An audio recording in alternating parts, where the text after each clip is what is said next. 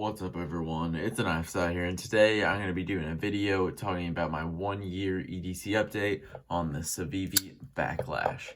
So I guess around this time, about a year ago, it was probably like around a year and a couple months ago, but I really started to get into these Chinese budget knives, and I've honestly really moved on from this trend. You know, it was kind of like I was buying a lot of Civivis and CJRBs that are kind of in that $40 to $50 price point, you know, rocking the D2, G10 flippers on bearings that are liner locks, and that trend just completely died for me, and honestly, ever since then, I haven't really had much interest in the new Chinese budget knife world, just because I know that not all Chinese knives are the same, but truthfully for me, they kind of feel like it. And I've really moved on to buying more nicer knives and USA made knives, but now I'm not buying as many. I don't want to seem like, yeah, I'm dumping all of my money on just nicer knives instead of buying $200 knives, instead of buying $50 knives, I'm just buying straight $200 knives. No, what my mentality was is I remember when I first decided to start saving up for that Sebenza 31 I used to have, I was like, you know, I want a Sebenza. I feel like I just spent a bunch of money on a bunch of budget knives. That's $50 on 4 different knives, and that's a $200 knife right there. What if I just saved up for a couple months and I was able to afford a Sebenza? So I did that. I was really happy with it, and I've never really gone back from there. But the Civivi Baklash, it's a budget knife that I really suggest to a lot of people. I've gotten it as gifts for members of my family, and I feel like that I'll explain that a little bit more in a little bit later. But these are the 3 Civivi knives that I have. I'm actually going to be giving away this shredder up there when I hit 1,000 subscribers. It's a pretty cool little knife. I did a light stonewash finish on here. I think it looks pretty cool. But basically what I'm going to be doing is wait, no, that was kind of wrong. So the reason that these are my only 3 Civivis, and really I'm about to only have 2 and I could only do with 1, and the reason that I say that is because I feel like the Civivi Baklash is Civivi's best knife, and you'll probably learn to realize why I say that later in this video. But you might be like, oh yeah, that's cool, that's really nice. But my issue with that is this was Civivi's first knife. I mean, obviously, We Knives as a company had more knives before this, but Civivi, the budget brand, as a whole, this was their first knife. And I believe this came out like 2 or 2.5 years ago. And so I just feel like, and the thing is about the Civivi Baklash being my favorite knife, YouTubers out there who have tried way more Civivis than I have say the exact same thing. And so my thoughts about that is that I feel like Civivi has not really improved much at all. I feel like their new knives are just the same knife, but just maybe throw in a different G10 pattern, throw in a thumb hole, throw in a thumb stud, maybe make a different swedge grind on the blade. Like there's a new Sin Cut knife that looks exactly like the Baklash. I think it's just got a thumb stud and a bigger swedge on top, or just something weird like that. And I just feel like they're pumping out quantity over quality, and I don't understand that mindset. I feel like the knives that do the best are the knives with the simple designs, like the Civivi Elementum. This is probably their most popular knife. Look how simple that is. And I feel like that is a very good design, but I feel like all their new knives are kind of mixtures of this design. Like, look at the shredder right here. I'll show you this. Look how similar these knives look, just in the blade. The handle, it has this little thumb groove, but the shredder literally looks like a stretched out version of the Baklash with a thumb groove right here, and then a thumb, or not a thumb groove, just a finger groove, and then a thumb hole. They look so similar. I feel like that all Civivi knives feel the same, and they all use very similar materials. I feel like it's the designs, like classic timeless designs, like a Sebenza, that are the knives that are going to be really popular and really make them a lot of money in the end, kind of like the Elementum. So I guess that's my little rant. I just feel like Civivi is pumping out so many knives, but not really doing that creative of designs that really interest me at all. Next, let's talk about the looks of this knife. How do I think it looks? Overall, it looks pretty nice. I really don't have any complaints with it. I like how this like top swedge harpoon looking thing looks. I feel like the satin grind looks pretty crisp and clean. This knife doesn't look very scary at all. I feel like, I mean, kind of, but maybe this would scare someone that was really afraid of knives, but I would not feel uncomfortable pulling this knife out at work with people that I don't know.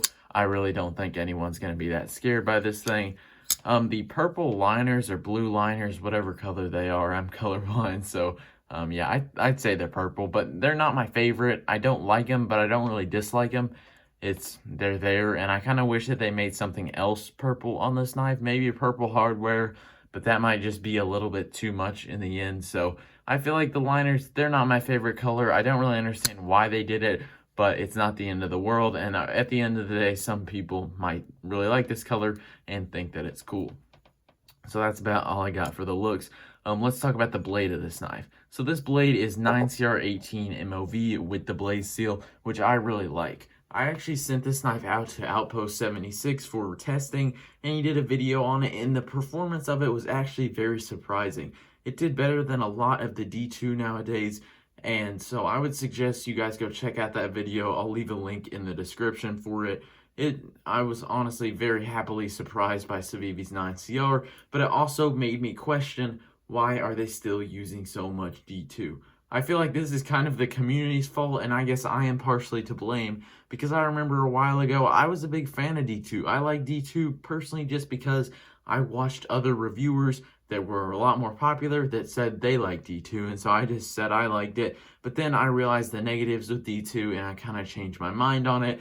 But I felt like companies, everyone was screaming D2, D2, use D2, and they all switched to D2, and now we're like, can you go 14C28N, maybe 9CR, VG10, just a stainless steel, a little bit nicer, that doesn't have the issues with heat treating. If you're wondering why I don't like D2, it's because it has a small heat treating window for the temperatures. I don't want to act like I know more than I do, because I'm not a skilled machinist or knife maker at all. I literally just review EDC knives, but I am kind of a nerd. So basically what that means is there is a ideal temperature to pull the D2 out of the oven, at least from what I'm assuming. And so when these mass production companies, maybe they're heat treating 100, 200 knives at a time, they're not going to be able to pull all of the knives out of their heat treating oven at the same time. They're going to have to pull out some earlier than others. It just kind of makes sense, unless they have a machine that can pull them out all at the same time and quench them or air cool them, whatever steel it is, all at the same time. So what that does is basically some of the knives in the batch have a good heat treatment. They're fine. They perform like D2 normally does, but some of them don't. And so I feel like with D2, anytime you're buying it, it's kind of a risk. If you guys want to know a real life example, the Ontario Rat, that's a knife that I'm not really interested in, because it's kind of an older budget knife, and it just doesn't interest me all that much anymore. But a bunch of people love it, and it's kind of like a knife that everyone uses for a size reference, just because it's one of the best and one of the first budget knives that was pushing these high quality materials for a low price. I would get the Oz 8 version if I bought that knife, just because I wouldn't run the risk of the D2 being soft. And the Oz 8 is cheaper, so I guess it's a win-win for me. But that's basically my complaints with D2. If you live in an area where D2 rusts on you a lot, maybe that's your complaint. Personally, I've kind of gone away from caring about rust. I have knives in K390, and if I care enough about the rust, I will put EDCI formula on it. But at the end of the day, I'm not really trying to preserve the resale value on a lot of my knives, so I don't really care that much about a little patina. But sometimes the rust formation on D2 looks like little spots of turd on there, and so I don't really like the look of that very much. So usually I'll get that off with something like Flitz polish. But if it's just kind of a little bit darkening patina, I'm not opposed to that look. So anything else I could say about the blade? Oh yeah, I got a lot more. So one thing that I credit Civivi on, that I applaud them for, is their grinds are actually very good. Let me get a quick thickness behind the edge measurement here. And this is also a hollow grind on here. 9 thousandths, 8.5 thousandths. Oh, there's glare. All right, do you guys see that? 8.5 thousandths behind the edge. I'll measure up towards the belly. So very thin hollow grind. This one is about 11.5 thousandths up here. And then I will do a stock thickness measurement right here. It's about 111 thousandths at the stock. So overall, thin stock, thin behind the edge. This thing is a very good performing knife. Also, it's a hollow grind, so it's not going to thicken up on you as much. It's not as deep of a hollow grind like you see on the Sabenza. Like, it's not going to be as long lasting for sharpening as the Sabenza, but it is thinner behind the edge. than a Sabenza. So overall, this is a very good cutting knife, very good performer. The blade shape, it's simple. What would I call this? Probably like a spear point, kind of just because it's like that, maybe a clip point, I don't know. Overall, just the shape it takes, it's flat here, a little bit of belly, maybe some flat at the tip. Very simple, very functional. I like this blade shape. It's a very well performing blade, and I gotta give Civivi credit on that. CJRB and QSP, they're companies that they're not doing bad, but usually their knives are about that 20,000 mark. You know, they're okay. I don't really have any complaints, but I feel like Civivi is kind of above the other budget knives out there. You know, maybe there's a budget brand that is grinding their knives just as thin as Civivi is. I feel like there's a new Chinese budget brand making D2, G10 knives every other week, so I'm not really sure I don't really keep up with all that stuff. But overall, I'm impressed with the blade on this. I'm impressed with the edge retention. Go check out that edge retention video from Outpost 76. I'm impressed with the edge geometry. I like the blade shape. It overall looks good. I think Civivi should use some more 9CR, but overall, this is a very, very well done blade. And Civivi just does a great job with making blades that really cut well. Next, let's talk about the fit and finish and the lockup. So this is a reason that I think Civivis are very good knives to give as gifts to friends and family, or just if you're new to the knife world, buying one of your first knives. It would be one thing that I kind of dread. I haven't really had it happen to me, but me gift someone a knife and it have poor fit and finish and just be bad quality, because you know, you never want someone to get a bad example of a knife. You want it to be perfect for someone. Almost you rather have a better knife for someone than you'd have for yourself. Obviously, you always want the best version of a knife that could be done, but I think you guys kind of know what I'm saying. And I think I've tried 5 Civivis. I've tried 2 Backlashes, 2 Elementums, and that Shredder. So yeah, 5. All the ones I got were perfectly centered. They didn't have any issues with deployment. They were very smooth out of the box, very even blade grinds, and just no blade plate, no lock rock. Very good fit and finish on these, and it's very consistent. And that's something that I can't say for a lot of companies. Like, I'm not trying to pick on CJRB. I guess it's just the artisan bullying challenge today. But this one actually is centered on here. I actually modded this, so that's why it looks all weird. But like, it's kind of a hit or miss on centering for them. I've had lockup issues like I have on this one.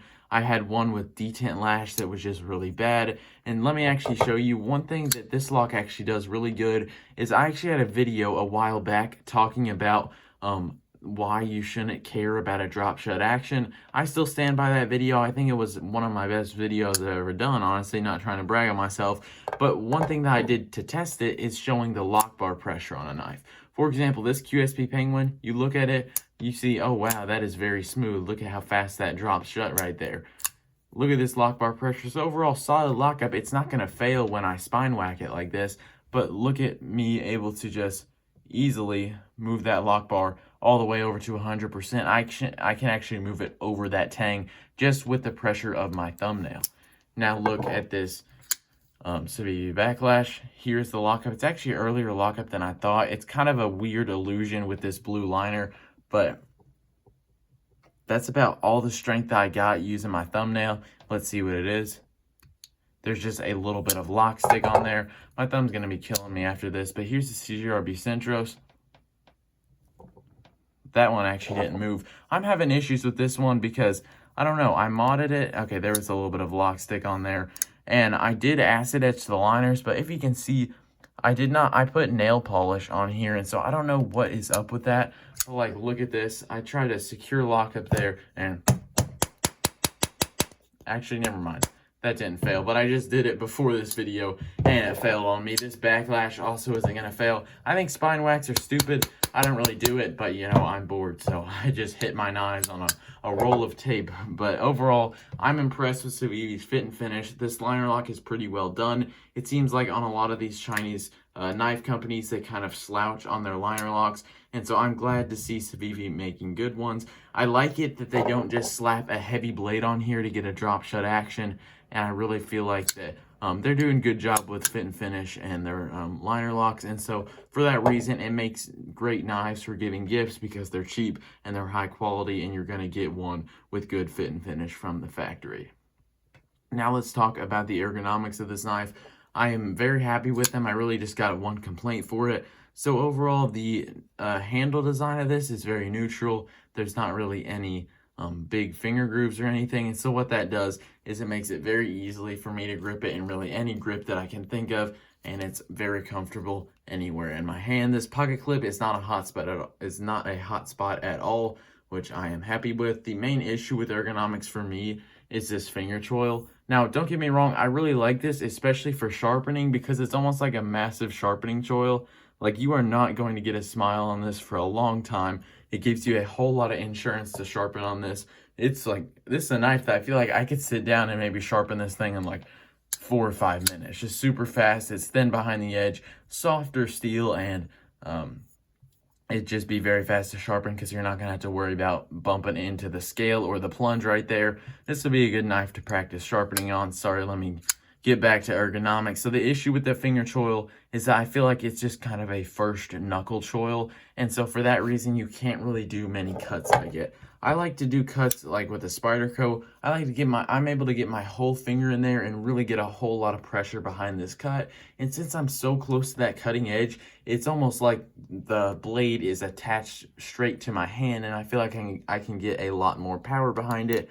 This one, I pretty much, if I'm doing a hard to use cut, I'm just going to use this choke back grip right here. I'm not going to choke up just because I feel like I'm getting a little bit dangerously close to that cutting edge if I choke up all the way with my all the way to my second knuckle right there. So overall, I wish that finger choil was either extended or maybe just have a sharpening choil there. I don't know. And that's the thing, that my hands are not really that big. I feel like my fingers are probably thinner than the average knife guy out there.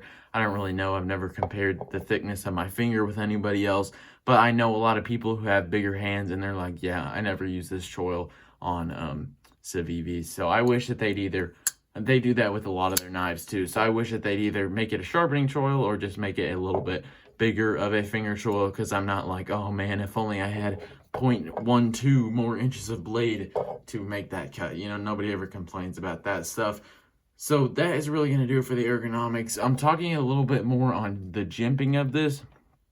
It does take a little bit of a dip down there, and if you are holding it in this saber grip, it actually works very well. That little incline locks your thumb in more than you think it would, and then jimping is not that aggressive, which I like. I'd honestly prefer if there were no jimping on any of my knives, and so it is pretty good. If you choke up with that jimping, you almost feel cramped, kind of like you do on a Spyderco if you use the jimping, just your thumb and your finger right in the same spot. Not that comfortable for me. It could be for you, I don't know, but so the jimping's okay. I don't really have any issues with it, but I just don't use the saber grip that much for my cuts. Usually if I'm going to do a cut like this, I will refer to a pinch grip. And this is a reason that I kind of want to point out why I like flipper tabs, or no, why I don't like flipper tabs as much on knives. The reason I like a thumb stud is because I feel like it's not very obtrusive when you are holding the knife in a grip. Imagine if this had no flipper tab and it was just kind of like blade here and it just kind of connected into the scale and this was all gone. You could really get a full finger on this finger choil right here, and you could also be a little bit more creative with this pinch grip, just because I feel like this is a obstacle in my way. You know, this is just a minor nitpick, but that's just a little thing why I like thumb studs. Because imagine if the Sabenza had a flipper right here, I wouldn't be able to do much. With the Sabenza, I can easily get my pointer finger comfortably right there, and I can do a very nice pinch grips with this, and I feel like that is very useful. Let's touch on carry really quick. Overall, 0 complaints with the carry with this knife. Very good, smooth G10, good retention on this clip, slides in and out of the pocket nicely. If you really like a deep carry, this does. It's not completely deep carry, but you know, it's deep carry enough. I don't really care about deep carry that much. The pocket clip is not recessed, but the screws are, and so maybe you could have a little bit of wiggle on these, but I haven't noticed any. And so overall, no complaints with the carry. Also, it is lefty. So this knife is pretty much completely ambidextrous. I can operate this just fine with my left hand, so I'm assuming that lefties could too. Let's talk about the next category, which is the action of it. So it's got the flipper tab, the bearings, that kind of action. Thing that I don't really care about that much, but I'll touch on it anyway. So if you care about if a knife is drop shut or not, this drops to my thumb, but not really down just because it's a light blade and it actually uses a little bit of lock bar pressure. So overall, I'm fine with it. The D10 is actually tuned very well. You know, it flicks out pretty fast. You can do the push button, the light switch. I just kind of do a mix of both, which is like that. So overall, this knife actually shoots out very hard. Like, look at that. I don't really play with my knives, but this one, if I had to play with it, I wouldn't be opposed to it. And so the action, it's fine. Another reason why I like thumb studs more than flipper tabs, you know, I don't want to seem like this is a negative because I'm never like, oh yeah, the knife has a flipper tab, I'm not buying it anymore. But the reason that I like thumb studs is it just seems like a little more natural of an open. Let me show you this knife and thumb studs here. So I basically open it like this. My thumb is right here, my fingers are right there. I just had to move my fingers over there and my thumb right here. I'm ready to go, ready to cut. I'm doing a hammer grip, same kind of thing, except I move my fingers there and then just move my thumb down like that. So I just feel like a thumb stud feels more natural. With the flipper tab, basically I flip it out like that and look where my hand is. I'm not really close to that cutting edge at all or really where I want to be. So I got to inch up the blade, either go like this or inch up even more if I'm going to choke up on there. So that's why I prefer thumb studs over flipper tabs. But once again, that's a very minor nitpick, but it just seems a little bit more natural. The same argument goes for the thumb hole too. I like those and thumb studs pretty much the same. Let's touch on the value really quick. So I really like the value. I think it's very well worth it. $42.50, I believe, is the last time I checked on this price, what they're at. And I'm going to stick with it. I think that this is probably my most suggested budget knife. Obviously, this is the one that if I'm going to give someone a knife, it's in this price range, I'm probably going to give them this one. It's very easy to suggest just because Civivi does very thin grinds. It's got good fit and finish, or there's a good chance that you're going to get one with very well fit or very good fit and finish. So overall, I think that the value of this knife is very well worth it. I like it. I think it's good. If this knife came out today, would I buy it? No, plain and simple. I just would not buy it just because even though it's my favorite Civivi now, I'm just not really interested in this kind of stuff anymore. Just because I'm really interested in, I don't want to seem like I'm a snob, but I don't know, the knives that I'm looking at, I kind of got on a Spyderco kick. I'm still kind of on it a little bit, but I'm looking at some new Spyderco sprint runs like that Native Chief. I'm trying to save up for an Nkosi. I want a Microtech SOCOM Elite. I'm just really looking for knives that I feel like I'm going to get are going to last a lot longer, and I don't feel like I'm just going to buy, carry, review it on my YouTube channel, and then just leave it in my knife case for the next couple of months. So that is going to do it for the video. Thank you guys for watching. Don't forget to like and subscribe. Sorry, I can't talk right now. 23 minutes. Yeah, it's been a while since I've had a video under like that 15-minute mark. But anyway, that's going to do it for the video. Thank you guys for watching. Don't forget to like and subscribe, and I will see you guys in the next one.